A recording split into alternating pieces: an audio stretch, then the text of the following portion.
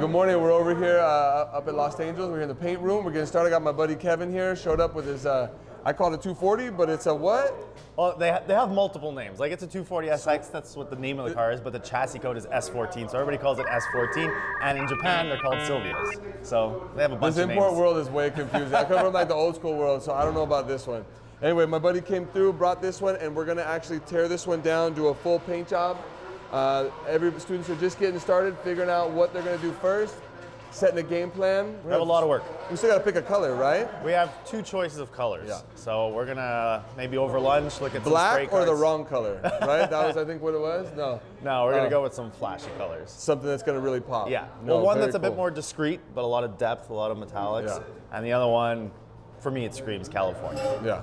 Awesome. Cool. So you have this same version that's your actual drift car back in Canada. Yeah, I have the Koki version, which is the same car, just a different front end.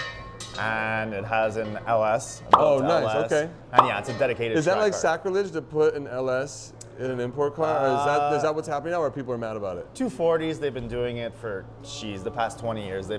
I think it's probably the vehicle that has the most engines, like just Gotcha. different engines, because, you know, in Canada they came with a boring 2.4 liter 4-cylinder NA. In Japan, they came with 2-liter turbos, which are called S14s, which are awesome. Awesome. So I've already had one of those, and then. So you think you're going to LS this one in the future, or are you just going to run it till it blows up and then think about it? Yeah, that's probably a good plan. That's kind of or turbo this one. That's kind of how we operate too. Run it till it blows up and then figure out the next plan. Yeah, we actually have a second one here in California that is going to be a dedicated drift car that we're going to put an SR20 in it. Oh, very cool. Yeah. Very cool. Awesome. Well, cool. We're just getting going, getting started, setting plan for the day. So stay tuned.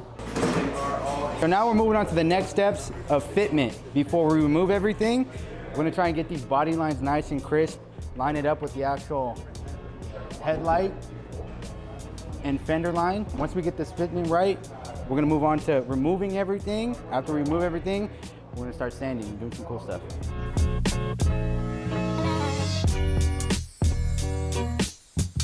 Right now we just started lining up everything, so we got the bumper nice and flush with the fender. Then we moved over, made sure all of this is nice and secured. Match this one with the fender also.